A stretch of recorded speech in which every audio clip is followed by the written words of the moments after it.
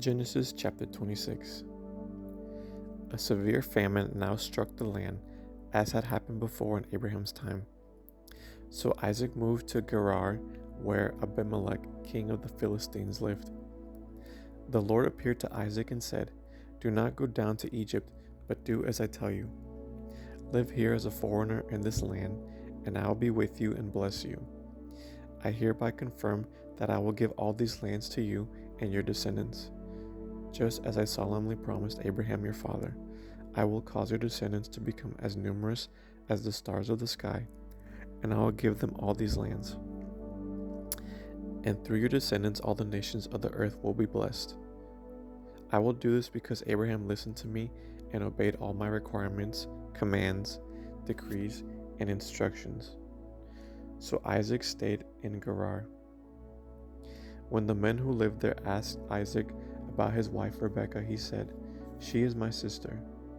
He was afraid to say, "She is my wife." He thought, "They will kill me to get her because she is so beautiful." But sometime later, Abimelech, king of the Philistines, looked out his window and saw Isaac caressing Rebekah. Immediately, Abimelech called for Isaac and exclaimed, "She is obviously your wife. Why did you say she is my sister?" "Because I was afraid someone would kill me to get her from me," Isaac replied. "How could you do this to us?" Abimelech exclaimed. "One of my people might easily have taken your wife and slept with her, and you would have made us guilty of great sin." Then Abimelech issued a public proclamation: "Anyone who touches this man or his wife will be put to death." When Isaac planted his crops that year, he harvested 100 times more grain than he planted, for the Lord blessed him. He became a very rich man, and his wealth continued to grow. He acquired so many flocks of sheep and goats, herds of cattle, and servants that the Philistines became jealous of him. So the Philistines filled up all of Isaac's wells with dirt. These were the wells that had been dug by the servants of his father Abraham. Finally, Abimelech ordered Isaac to leave the country. "Go somewhere else," he said, "for you have become too powerful for us." So Isaac moved away to the Gerar valley, where he set up their tents and settled down. He reopened the wells his father had dug, which the Philistines had filled in after Abraham's death. Isaac also restored the names Abraham had given them. Isaac's servants also dug in the Gerar valley and discovered a well of fresh water.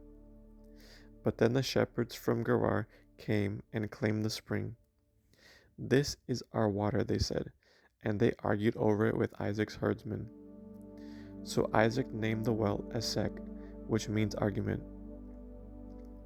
Isaac's men then dug another well, but again there was a dispute over it.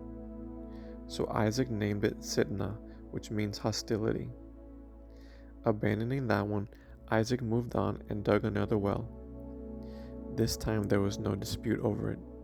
So Isaac named the place Rehoboth, which means open space. For he said, "At last the Lord has created enough space for us to prosper in this land." From there Isaac moved to Beersheba, where the Lord appeared to him on the night of his arrival. "I am the God of your father Abraham," he said. "Do not be afraid, for I am with you and will bless you. I will multiply your descendants, and they will become a great nation. I will do this because of my promise to Abraham my servant." Then Isaac built an altar there and worshipped the Lord. He set up his camp at that place, and his servants dug another well. One day, King Abimelech came to Gerar with his advisor Ahuzat and also Phicol, his army commander. "Why have you come here?" Isaac asked.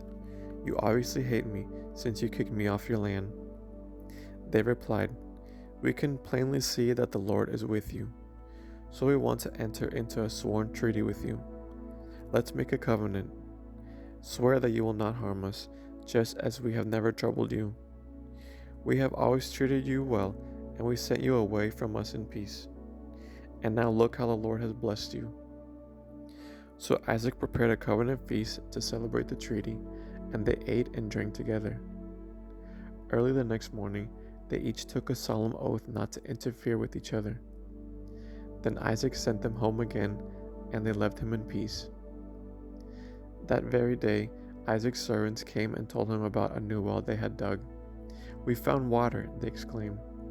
So Isaac named the well Sheba, which means oath. And to this day, the town that grew up there is called Beersheba, which means well of the oath. At the age of 40, Esau married 2 Hittite wives, Judith, the daughter of Beeri, and Basemath, the daughter of Elon. But Esau's wives made life miserable for Isaac and Rebekah. End of Genesis chapter 26.